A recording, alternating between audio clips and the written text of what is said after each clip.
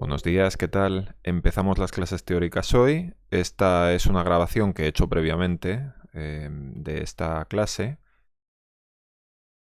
y la voy a subir a YouTube como todas las demás para que todos vosotros podáis revisar los contenidos de cada sesión tranquilamente. Un poco para que no tengáis tampoco que andar tomando apuntes, no es el propósito de estas prácticas. Y también, lógicamente, para que las personas que están haciendo la opción online pues puedan perfectamente seguir la asignatura y hacer las tareas semanales. Voy a tratar de que todo lo que se dé aquí sea lo más práctico posible, o sea, que todo el contenido que se dé pueda ser usado por vosotros en vuestro trabajo, en vuestro día a día, en el futuro. Como os dije, cualquier retroalimentación por mail o después de clase será bien recibida y además las tendré en cuenta.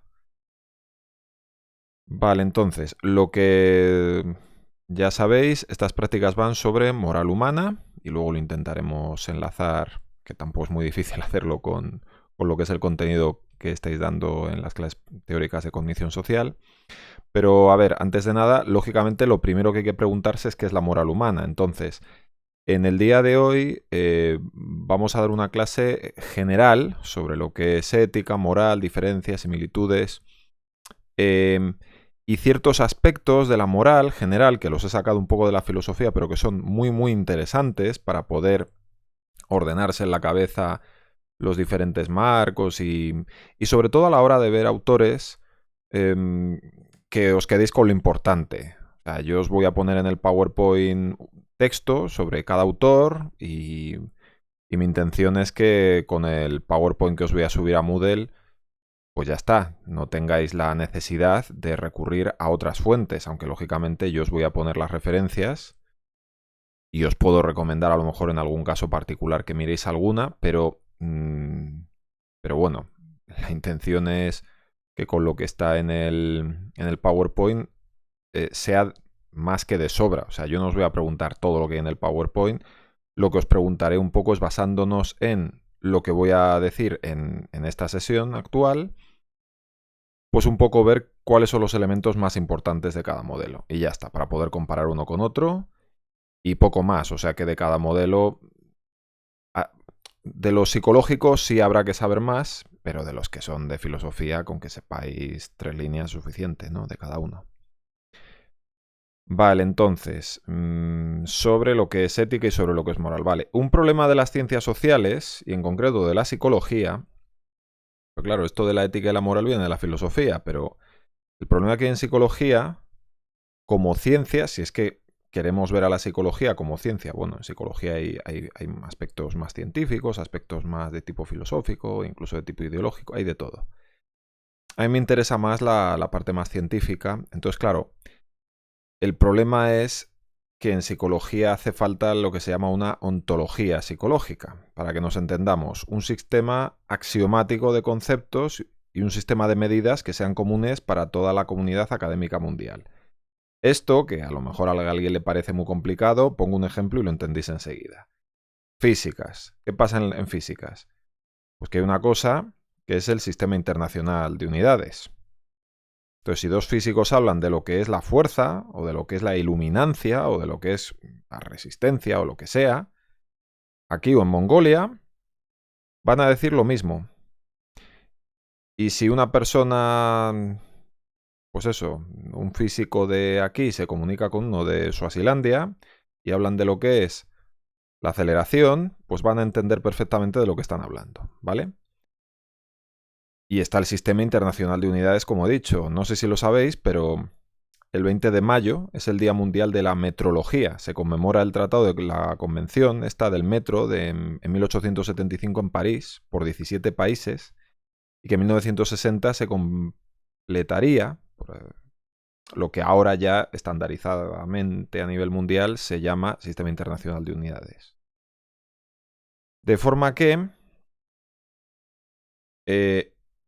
el metro se le define como la 10.000.000ª parte de la distancia que separa el polo norte de la línea del Ecuador a través de la superficie terrestre. Eso es una definición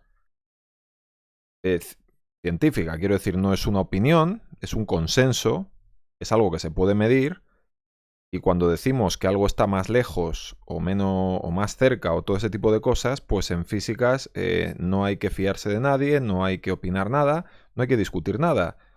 Uno habla de la cantidad de distancia y luego la unidad. 10 metros, pues 10 metros es mayor que 5 metros.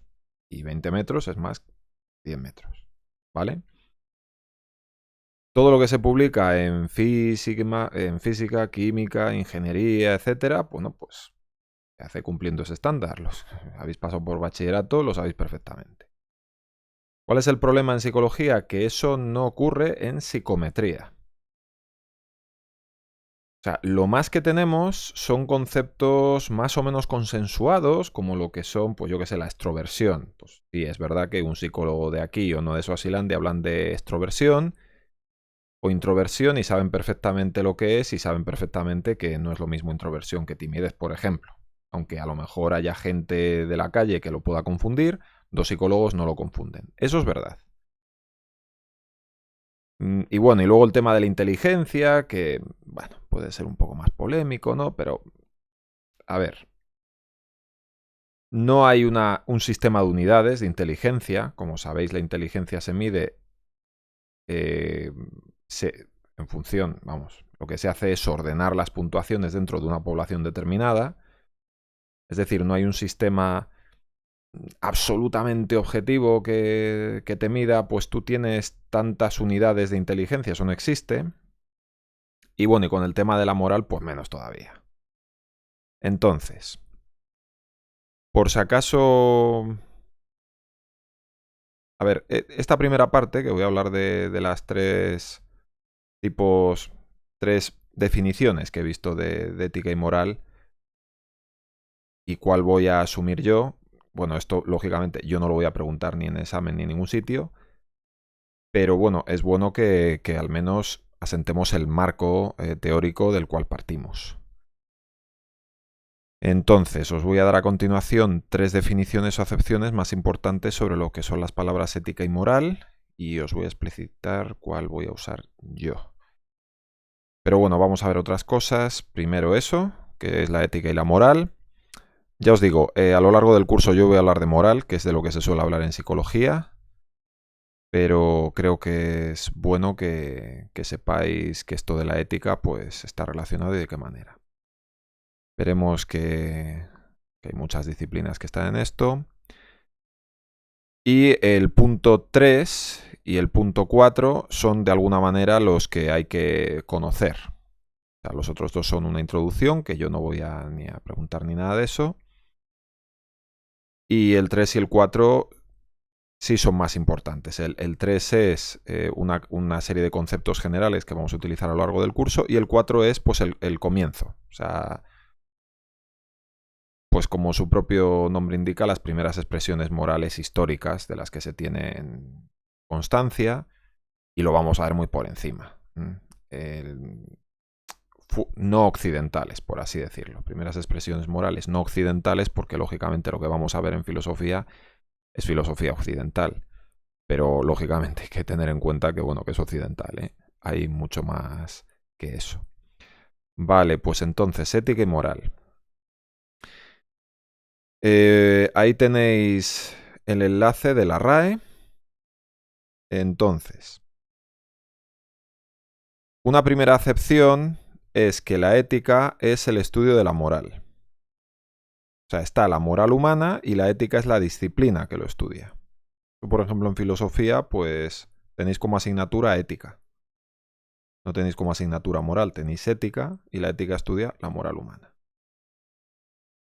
Esto, ¿de dónde viene la palabra ético-ética? Pues, bueno, ahí viene que viene del latín, pero originariamente viene del griego.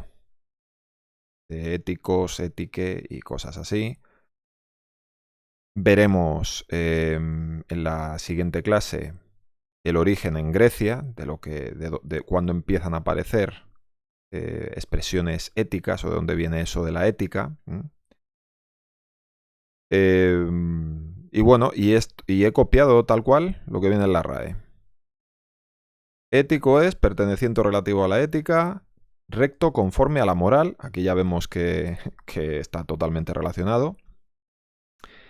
El 4, conjunto de normas morales que rigen a la conducta de la persona en cualquier ámbito de la vida. O sea, que la ética sería como la moral en conjunto. Y el 5 es un poco lo que os he dicho de lo que tiene que ver esta definición de ética y moral, esta distinción.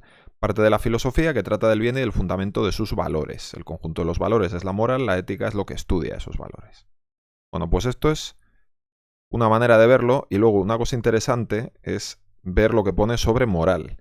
Porque de la misma manera que la palabra ético viene del griego, la palabra moral, bueno, pone del latín moralis, pero también mores, que es costumbre, y viene del, pues eso, del latín, o sea, del Imperio Romano. Es decir, uno viene del griego y el otro del romano. Y si os dais cuenta, tiene, pues es que es casi lo mismo que el anterior. Perteneciente o relativo a las acciones de las personas, desde el punto de vista de obrar en relación con el bien y el mal, en función de su vida individual y sobre todo colectiva. Este sobre todo colectiva, sí, bueno, luego lo tocaremos un poco.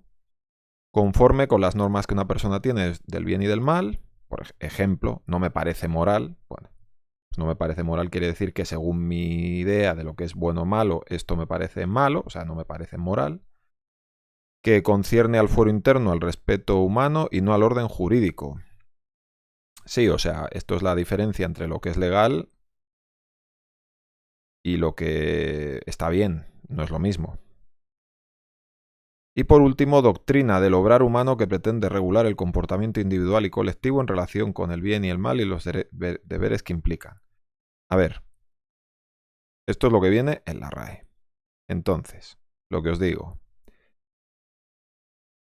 La primera acepción, que se utiliza mucho, sobre todo en filosofía, es que la ética es el estudio de la moral. Y aquí os pongo, pues tal cual, un párrafo que he sacado de este libro de Rodríguez Luño. Y aquí habla que la ética como estudio filosófico de la conducta presupone la conducta. La vida moral es lo primero, la reflexión filosófica sobre ella viene después. No voy a seguir leyendo, pero vamos, lo podéis leer vosotros. Es decir, la ética es la reflexión filosófica sobre la vida moral. Bueno, esta es la primera acepción. La segunda acepción, si a alguno le interesa el tema del marxismo o ha leído algo, pues Marx realmente no inventó nada en este sentido al menos, sino que se basó en Hegel. No hace falta ni que lo sepáis, pero bueno, cultura general. Ética se refiere más a las formas universales de comportamiento entre individuos y la moral es una cuestión más cultural. Son usos y costumbres. Es decir, algo ético es, pues no dañar al otro innecesariamente o ese tipo de cosas, o en fin, o dentro de una comunidad de individuos, pues en fin, no hacer trampas con los tratos o ese tipo de cosas. Y la moral, pues ya tiene que ver pues con temas a lo mejor de conducta sexual o de normas sociales, ese tipo de cosas. Y ahí pues lógicamente Marx incluyó todo lo que tenía que ver con la religión y tal. Entonces, ya lo veremos.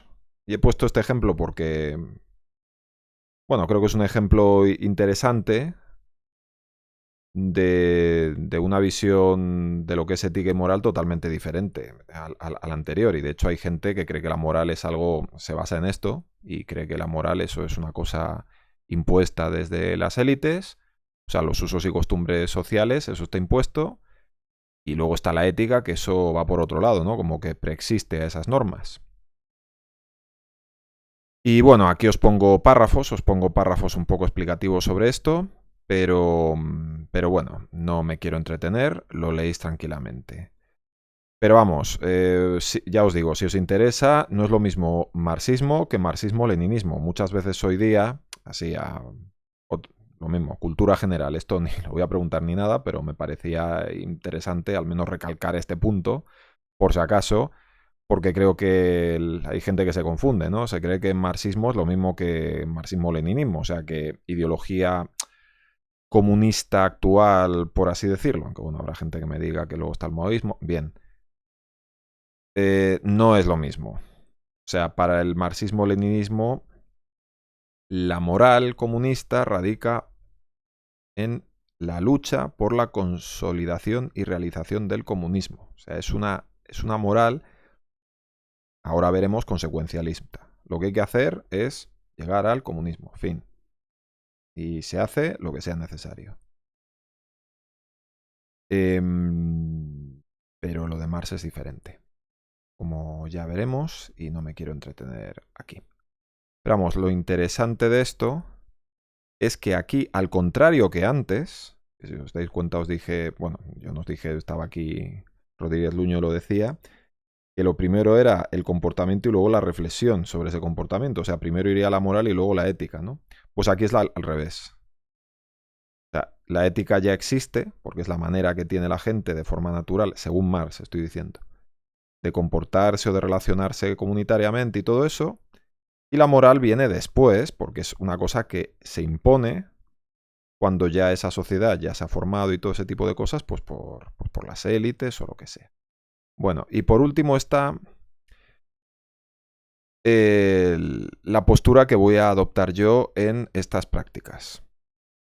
Repito una vez más, este primer punto os lo podéis olvidar si queréis, pero me parecía importante aclararlo, por si acaso hay gente que tiene otra visión de las cosas, pues aclarar. Yo voy a asumir que ética y moral, al tener el mismo origen etimológico, son lo mismo. Ética es ética, costumbres en griego, y moral viene de mores, costumbres en latín. Y por lo tanto yo no me voy a complicar la vida y voy a asumir que es lo mismo. Aquí he puesto de las definiciones de la RAE, si las mezclas y coges una de ética y otra de moral, te darás cuenta de que tomando ciertas definiciones es lo mismo. Bien, y aquí hay este hombre, Ortiz Millán, pues habla de que pues defiende esta postura y le parece que diferenciar entre ética y moral no está suficientemente justificado desde un punto de vista filosófico. No lo voy a leer, si os interesa lo leéis y si no lo olvidáis, porque este primer punto, como os digo, solamente era para aclarar esto, nada más. Bien, como os dije, enfoques para estudiar juicios morales hay 1.000.000, no solo filosofía y psicología. El estudio de la moral también está dada en etología. Probablemente deis algo este año en la asignatura de etología sobre comportamiento animal. Para mí fue una de las asignaturas que más me sorprendió de la carrera. O sea, me parece una pasada. Lógicamente, si os metéis en teología, pues también. Ontogenia, filogenia, es decir, el propio individuo, cómo va evolucionando, pues desde que nace hasta que, pues depende, o hasta su adultez o hasta su vejez. Y filogenia, o sea, que realmente la moral no es una cosa que va evolucionando a lo largo de la vida, sino que va evolucionando a lo largo de la historia de la especie. Y bueno, y podemos asumir, por eso os quería dar algo de filosofía, que realmente la psicología explica los juicios morales y comprende casi todos los puntos de vista, pero la filosofía lo bueno que tiene es que nos puede ayudar a comprender las ideas tal cual, es decir, de dónde se parte, porque muchos modelos psicológicos, las diferencias que tienen realmente en sí están bien, es lo que os he dicho del marco, lo que os dije en la presentación introductoria. No es que estén mal, es que tienen marcos diferentes. Entonces, si uno logra identificar esos marcos, pues uno lo entiende todo muchísimo mejor. Bien, y ahora empezamos, ahora sí, ya con lo que es el contenido, por así decirlo, de las prácticas. Que son las divisiones y clasificaciones importantes que se han hecho en cuanto a ética y por lo tanto moral. Por ejemplo, Distinción entre metaética, ética normativa, ética aplicada. Esto es mucho más fácil de lo que parece. Yo os lo doy y lo vamos a utilizar un poco, al menos para el tema de la filosofía. Esto no entra en ningún plan de psicología, pero veréis que hace muchísimo más fácil lo que es organizarse la información. La metaética es el estudio de lo que es ético y lo que no, de lo que es moral y de lo que no. ¿De dónde viene? ¿Qué es algo? ¿Qué es la ética? ¿Es algo aprendido? ¿Es algo que uno nace ya con eso? ¿Qué es? Y luego, ¿en qué se diferencia la moral de lo que no es moral? Lo que es moral de una preferencia. Todo eso es metaética. O sea, estudiar el origen y lo que es la moral o la ética. Eso es la metaética. O sea, todos los modelos que digan lo que es la moral, pues eso es una cosa. Y luego, ética normativa, lo que dice es qué compone la moral. Qué es y qué no hay moral y por qué. O sea, no se centra tanto en ver de dónde viene y tal, sino qué es, o sea, o cuáles son sus componentes. Entonces ahí tenemos tres diferentes teorías normativas. Las teorías de la virtud, es decir, qué características de la persona son deseables. Esto es una cosa que se da mucho en la Grecia clásica y que hoy día ya no se da tanto, pero bueno, es bueno que lo sepáis. Y los dos siguientes puntos sí se da mucho, y de hecho en psicología se estudia muchísimo la diferencia entre las teorías deontológicas y teorías consecuencialistas. Teorías del deber o deontológicas. Esto está bien porque sí. Esto está mal porque sí. Porque tú lo sientes, lo tienes interiorizado o no se sabe por qué, pero algo te dice que eso está bien o que eso está mal. Fin. Y teorías consecuencialistas, las cosas están bien o mal en función de las consecuencias o de las consecuencias observables. Vamos a ver algún ejemplo, pero vamos. Básicamente, una idea deontológica moral sería pues el tema del asesinato. Matar está mal. Y la teoría consecuencialista es matar está mal, depende. ¿No?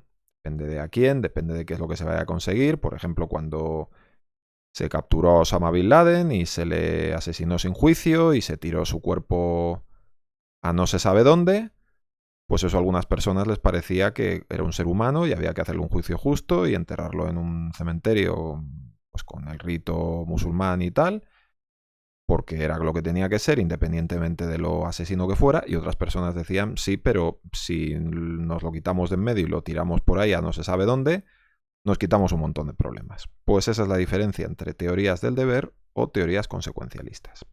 Y por último, ética aplicada, esto no lo vamos a ver tanto, se centran en temas concretos. Si es ético o no el aborto, si es ético o no... pues esto, aquí pongo aborto, infanticidio. Pues hay gente que lo ve como aborto, hay gente que lo ve como infanticidio. Como podéis ver, no tiene nada que ver de utilizar una palabra u otra. Las palabras no son neutrales. Tema, por ejemplo, el veganismo, el feminismo. Hay un millón de cosas. Pero no nos vamos a centrar en esto. Pero que lo sepáis que hay esta clasificación. Entonces, importante que sepáis diferencias entre metaética, ética normativa y ética aplicada. Y dentro de la normativa, teorías de la virtud, teorías del deber, o deontológicas, teorías consecuencialistas o de las consecuencias, por así decirlo. Que bueno, toda clasificación tiene sus problemas, pero espero que os quede claro. Yo creo que es muy sencillo. O sea, metaética es de dónde viene y qué es. A moral en general, así, de una manera muy, no sé, teórica, por así decirlo. O de dónde viene o todo eso. La normativa es cuáles son sus componentes y la aplicada, pues, acerca de un tema en particular. Vale, un ejemplo. Venga, lo que os decía. Este es un dilema moral que se utiliza muchísimo en psicología. Se llama el dilema del tranvía. Imagina un tranvía desbocado y sin frenos que se dirige hacia 5 trabajadores que están en la vía. No puedes avisarles y tampoco puedes parar el tren, pero sí puedes accionar una palanca que la desviará hacia otra vía. Allí hay otro trabajador, pero estás solo. ¿Debes apretar la palanca? Es decir, si aprietas la palanca, salvas la vida de 5 trabajadores, llevándote por delante la vida de otro. Si no haces nada, no matas a nadie, pero hay 5 personas que se van a morir.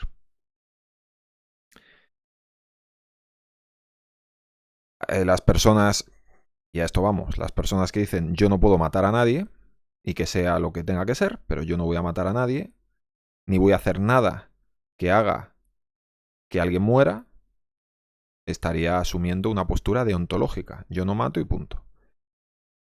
Y alguien que sea más consecuencialista diría, hombre, pero es mejor salvar la vida de 5 que de 1.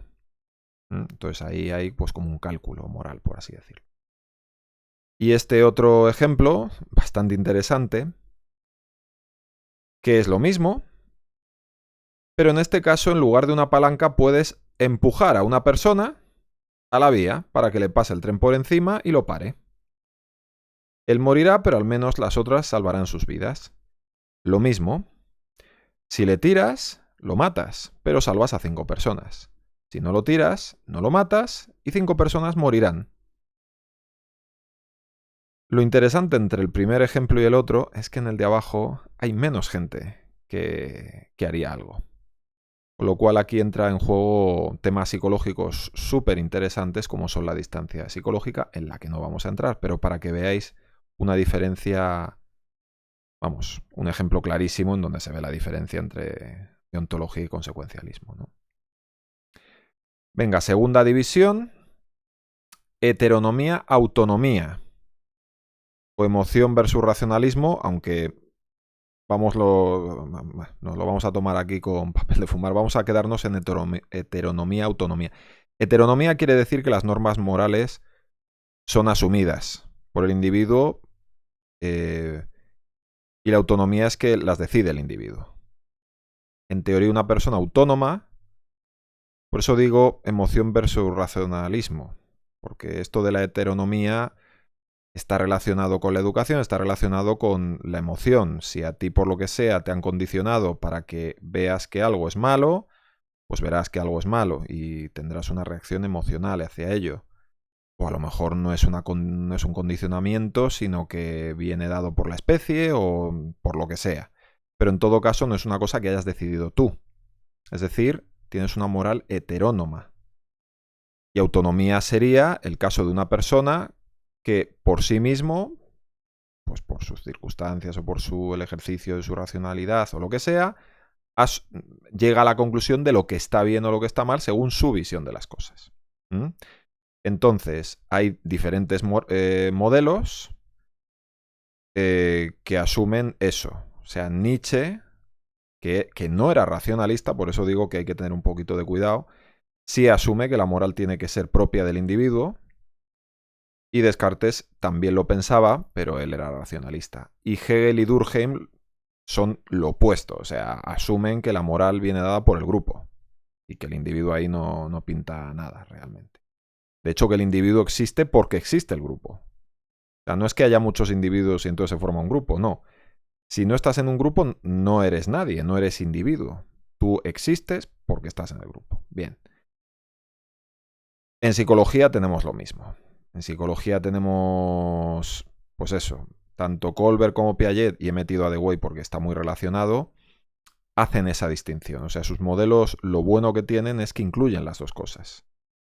Y hablan de por dónde tiene que pasar la persona para pasar de heteronomía a autonomía, como dice Kohlberg, o cómo conviven esas dos morales dentro de sí mismo, pues como dice a lo mejor más Piaget. Y bueno, y luego tengo aquí lo de escepticismo, porque es la otra opción, claro. Hay gente que directamente asume que eso de la moral no existe realmente, no hay verdades morales, que todo puede cambiar y que tú puedes tener una idea, pero irla cambiando en función de lo que vayas viviendo. Entonces, segunda clasificación importante. Y os va a servir muchísimo para comprender todos los modelos que asumen que primero está el individuo y que por lo tanto la moral real es la que el individuo, lo de real entre comillas, la que el individuo tiene que producir. Y por otro lado está la heteronomía, es decir, que el individuo no produce nada, sino que necesariamente viene todo dado por el grupo. Y de aquí viene la tercera visión. Más concretamente, si la persona es un individuo o si la persona es grupo. Y ya está. Entonces, en psicología, y aquí os pongo un par de párrafos de un artículo muy interesante que tenéis en las referencias, es que en psicología pasa eso. Es decir, en psicología hay orientaciones que asumen que las personas son individuos, o sea, personas, y estas personas, pues luego, por lo que sea, se juntan con otras personas y tal, y tienen relaciones de tipo interpersonal, persona a persona. O, como veréis, probablemente este año veréis algo, yo no sé si visteis algo el año pasado en psicología social de esto, pero en psicología de los grupos, lógicamente, lo vais a ver. Los grupos son entidades diferentes a los individuos. O sea, los grupos no funcionan psicológicamente como agrupación de personas, es algo diferente. Entonces, claro, en psicología, pues habría, digo yo, ¿no?, que tener en cuenta todo, pero claro, los modelos son aproximaciones y no suelen tener en cuenta las dos aproximaciones, sino que asumen que la persona es más bien un individuo o más bien un grupo. Pues esta es la tercera división o clasificación importante que hay que hacer cuando uno estudia la moral. Entonces, importante, estas clasificaciones os las estoy dando y las vais a estudiar, pero como una herramienta para facilitaros la vida. Para que cuando veáis muchos autores digáis, bueno, vale, pues estos tiran más por aquí, estos tiran más por allá, y podéis ver en qué se diferencian, en qué se parecen, y poco más. Y lo mismo, cuando veáis a alguien hablando en ciertos términos, diréis, esta persona tiene esta visión de la persona, tiene esta visión de la moral, cree más en el contexto que en el propio individuo, ese tipo de cosas. Pero estas clasificaciones no son perfectas. Y esto es una cosa que tenéis que tener en consideración. En muchas ocasiones, una postura no es del todo deontológica. O sea, una postura deontológica dice, esto está bien porque sí.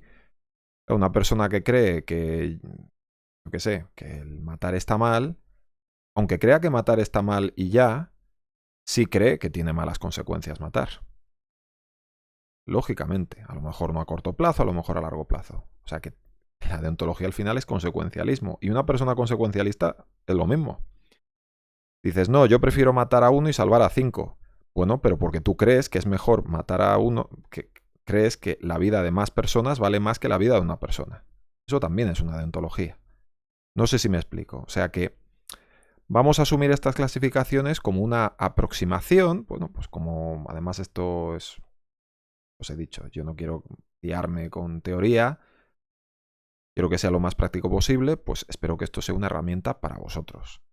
Pero no os encerréis, no os metáis diciendo, no, vale, es que o es deontología o es consecuencialismo, o es metaética o es normativa, o es una teoría que ve el individuo como un, pues eso, como un individuo o como un grupo. Hay muchísimos grises, ¿vale? Bien, y esto lo dejamos para otro vídeo, para que por lo menos lo tengáis dividido.